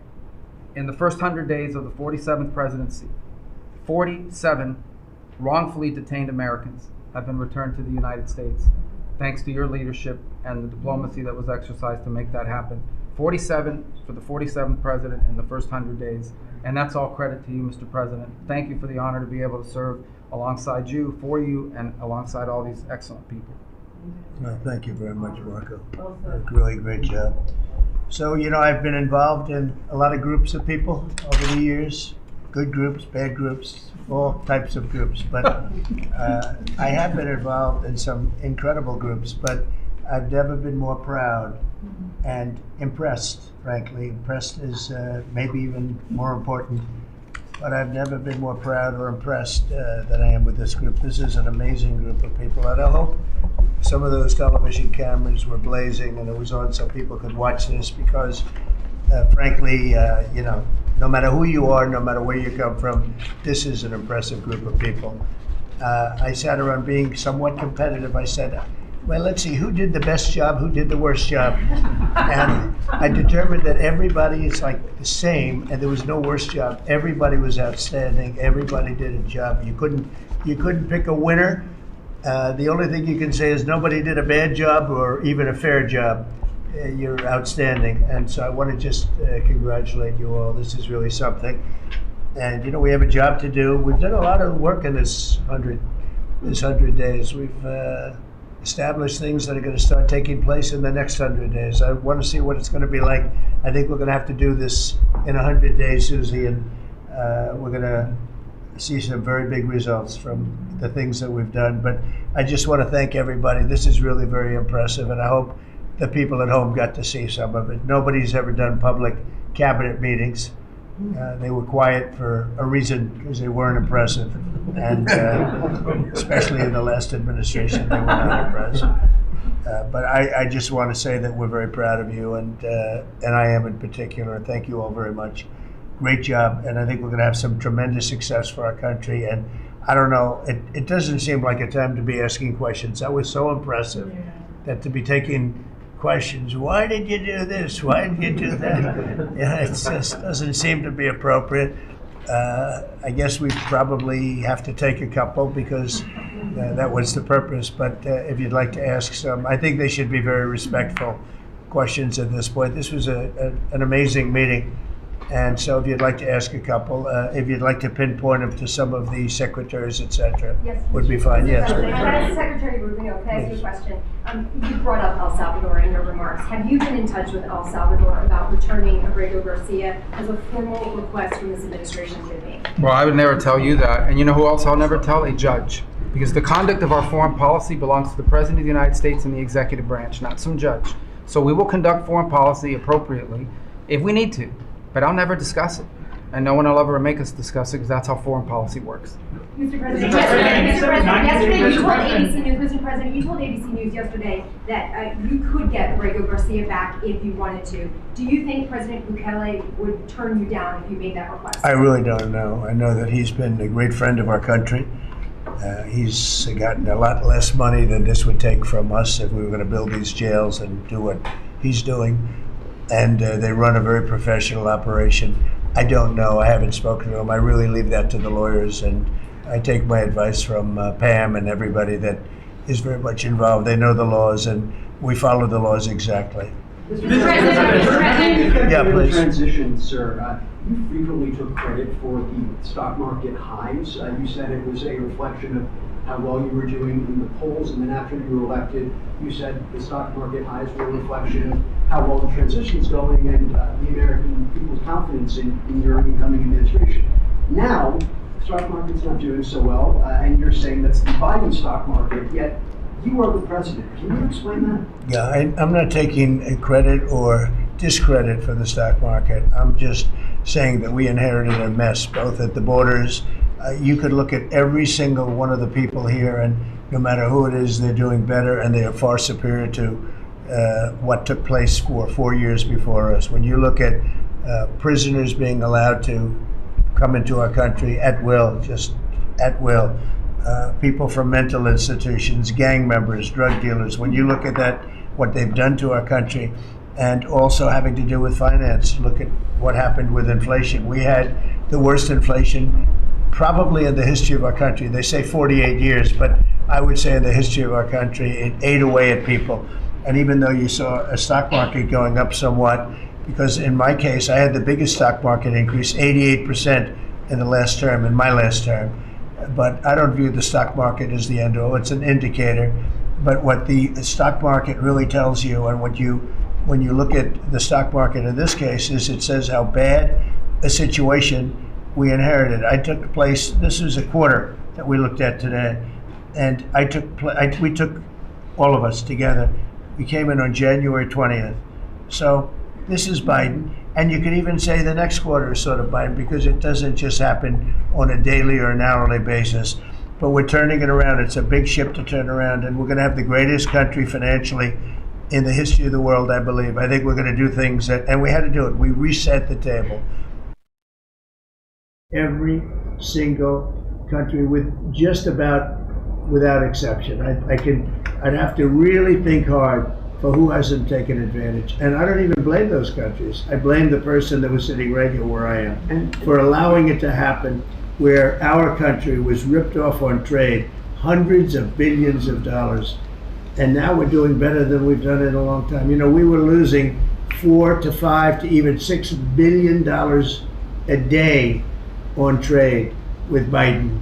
And now we have it down to a very manageable number, and the tariffs, for the most part, haven't even kicked in yet. So that's the way. Stock markets, to me, are an indication, but the big indication is what's happening, and the people around the table know what's happening. The Ukraine deal is set to be signed in 24 hours or so. Is it true that the Ukraine minerals deal is about to be signed in the next 24 hours or so? There's some reports saying that. And if it's true, has the deal changed at all from the last time we heard about it? Well, I'll ask Scott to answer the question because he's responsible for it. Yeah, our side's ready to sign. Ukrainians decided last night to make some last-minute changes. Well, we're sure that they will reconsider that, and we are ready to sign this afternoon if they are. Can you talk about those last-minute changes? What was removed or put in its place? Nothing's been removed. It's the same agreement that we agreed to on the weekend. No changes on our side. Just to put that in perspective, though, when I came here, I said, how much money have we given to Ukraine? The real number is about $350 billion. It's unthinkable. And we had no security. We had no nothing. We were just pouring money there, unsecured money, putting it in banks, and anybody could have taken it out. You know, anybody over there, it was their decision. I've never seen anything like it. Europe, on the other hand, which it's obviously that whole situation is much more important to Europe because we have an ocean in between. But Europe gave about $100 billion. It's a lot of money. It's a big sacrifice they made also. But they gave much less than we did. And their money is secured, totally secured, by deposits in banks. The deposits are largely Russian deposits. That's what Europe did, but their money is secured. So they gave $100 billion totally secured. We gave money like it's throwing it out the window. And it was done by Biden, and this is Biden's war. This isn't Trump's war. I'm trying to get out. And more than the money, they're losing about 5,000 young Russian and Ukrainian soldiers a week, mostly. There's some people also being killed in towns where missiles should not have been shot, small cities and towns. But we are trying to save the lives of about 5,000 young, mostly soldiers, that are losing their lives a week. I see satellite photos, probably off one of his satellites, come to think of it. But I see satellite photos every week of fields with arms and heads and legs scattered all over. It's a violent, horrible situation. And more important than the money, I want to save the lives of people from other countries that are dying so stupidly, so needlessly, and they're dying. But I said, what are we doing? How did we get into this war? It would have never happened if I were president. Everybody knows, and it didn't happen for 4 years. Wasn't even thought of. I discussed it with President Putin a lot. Ukraine was the apple of his eye, but there was no way he was going to do anything. Zero chance. And I said, you know, we feel foolish. The Europeans are putting up money. It's totally secure. They get the money back. We're putting up much more money. We have absolutely nothing. And I didn't want to make a complicated deal. I didn't want to make a deal that couldn't be made because Ukraine doesn't have very much money. They're going through a very bad period of time. It's been brutal. But I felt very foolish being in charge. So I said, well, we want something for our efforts beyond what you would think would be acceptable. And we said rare earth. They have very good rare earth. As you know, we're looking for rare earth all the time. Rare earth is called rare for a reason. And they have a lot. And we made a deal where our money is secure, where we can start digging and doing what we have to do. It's also good for them because you'll have an American presence at the site, Chris. And the American presence will, I think, keep a lot of bad actors out of the country, or certainly out of the area where we're doing the digging. So we made a deal, and I assume they're going to honor the deal. I put Scott in charge, and Scott's done it beautifully, but we haven't really seen the fruits of that deal yet. I suspect we will. Mr. President, sir, you had set a 90-day deadline during the executive order for Secretaries Hegseth and Noem to review whether to recommend to you whether to invoke the Insurrection Act to send troops to the southern border. Is that something you're still considering? Well, I'm talking to them, and it's not hard and fast, but I'm talking to them, and I will tell you that the border is the most secure it's ever been. We have never had anything like it.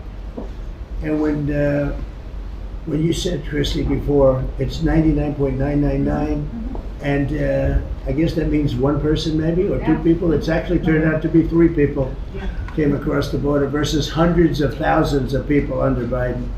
And we're talking about people coming. Look, people, they have souls, they have hearts. Many of them are good, but we have a country that's under siege. We have a country that really is I think it's under attack. In many ways, worse than under attack, because there are no uniforms. You don't know who the attacker is, so you really don't. It's not like you're fighting an army. You're fighting people you don't even know who they are. But 11,888 murderers, many of them murdered far more than one person, are roaming. Now, some of them have already been caught. A lot of them have already been caught and taken out. But we're being impeded by judges from doing our job. And hopefully that situation's going to be solved, because I think nobody wants to have murderers and people from jail, and I mean for serious, serious crime. I remember the Biden people used to say, no, these are aliens that came into our country and they don't commit crime. I said, they don't commit crime, they commit worse crime. They make our criminals. Some of these people that they've allowed in through open border policies, the dumbest thing I've ever seen. You can look at some of these people and you say, this is not going to end well.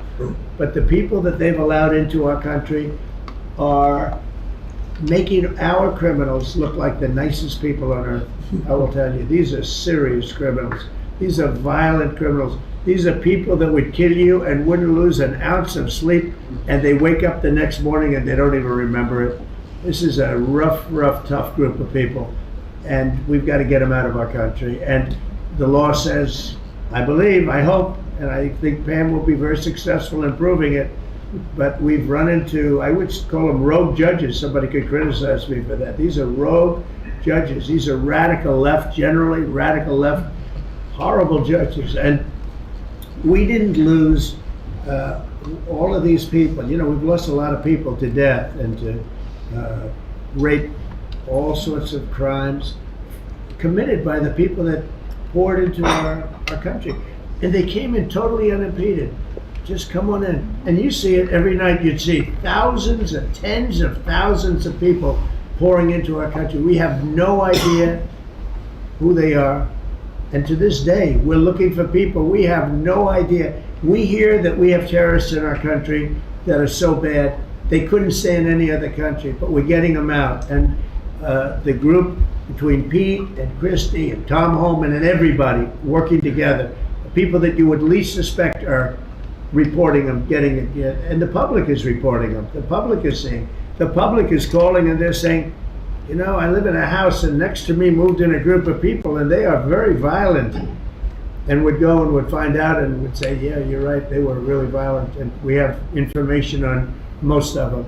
So I just think it's incredible what's taken place. But we right now have a very, very secure border. Right now we have the most secure border in the history of our country, so I don't think we have to worry about your question too much. Mr. President, Prime Minister of Canada ran against, not only against the Conservatives, but also against you. Well, yesterday, both parties. Right, yeah, and yesterday he spoke about American betrayal. Are you interested in rebuilding relations with Canada, and if so, how? No, well, I think we're going to have a great relationship. He called me up yesterday. He said, "Let's make a deal." You know, he was running for office. They both hated Trump, and it was the one that hated Trump. I think the least of that won. I actually think the conservative hated me much more than the so-called liberal. He's a pretty liberal guy. Why do you think? No, I spoke to him yesterday. He couldn't have been nicer, and I congratulated him. You know, it was a very mixed signal because it's almost even, which makes it very complicated for the country. It's a pretty tight race, but he's a very nice gentleman, and he's going to come to the White House very shortly, within the next week or less. Mr. President, when will you speak to President Xi of China? That'll happen. I mean, look, right now, and I told you before, they're having tremendous difficulty because their factories are not doing business. They made $1 trillion with Biden, $1 trillion, even $1.1 trillion with Biden selling us stuff. Much of it we don't need. You know, somebody said, oh, the shelves are going to be open. Well, maybe the children will have $2 instead of $30, you know? And maybe the $2 will cost a couple of bucks more than they would normally. But we're not talking about something that we have to go out of our way. They have ships that are loaded up with stuff, much of which, not all of it, but much of which we don't need. And we have to make a fair deal. We've been ripped off by every country in the world, but China, I would say, is the leading one, the leading candidate for the chief ripper offer. There has never been a country that's been ripped off more than the United States of America under some of the dumbest leadership, and it usually starts with the president. And you can go back, and I'm not just talking about Biden. It's been the worst. I mean, the trade deficits and everything else, he's been the worst. But he had no idea what he was doing. And I think somebody ought to look at the auto pen to find out who was really running this country, because it wasn't Biden. Because nobody could agree to what he agreed to. So what's your message for the girl who doesn't get our country at risk, at tremendous risk, and fiscal risk, financial risk. So I think we have it very much. I really believe that the next 100 days is going to be even better than this. Look, I read an editorial yesterday from a group that normally wouldn't write that this is the most consequential presidency in history, in the history of our country. This is not a particular group that would write that kind of an editorial, but they see what we're doing and what we had to do. And I believe if this group, not just me, if this group wasn't here, I think our country was going to be in, if it was lucky, just serious trouble, but a lot worse than that. I think our country could have been a total disaster. Bad things were happening with our country, and we've stemmed the tide, we've turned it around, but we're going to really turn it around over the next 3 years, 3.5 years, we're going to turn it around, and then hopefully it'll be in such great shape. That's my goal, to put it in such great condition that it can't be destroyed. Do you believe you mentioned this last night in your speech in Macomb, that we're facing an unprecedented situation where there's a lot of abuses of nationwide injunctions, sort of seemingly designed to curtail your power, specifically when it comes to deporting these illegal, violent aliens that came in under the previous administration. Have you spoken to your team about ways to mitigate this and continue to deliver for the American people on that there aspect? are ways to mitigate it, and there's some very strong ways. There's one way that's been used by 3 very highly respected presidents, but we hope we don't have to go that route. But there is one way that has been used very successfully by 3 presidents, all highly respected, and hopefully we don't have to go that way. But there are ways of mitigating that. I want to thank you all very much. I thought this was an incredible cabinet meeting. I think there's probably has never been a cabinet meeting like this. You've never seen it on tape, that I can tell you. And I want to just congratulate everybody at the table, but we have a lot of work to do, but we're off to a great start. Thank you very much, Do everybody. you enjoy, Mr. President, maybe in the White House back? Second time? Your life here. Thank you, everybody. I'm working hard. I like my life. I'm working hard, but I like it because we're doing a lot of good for a lot of people. Thank you very much. Thank you.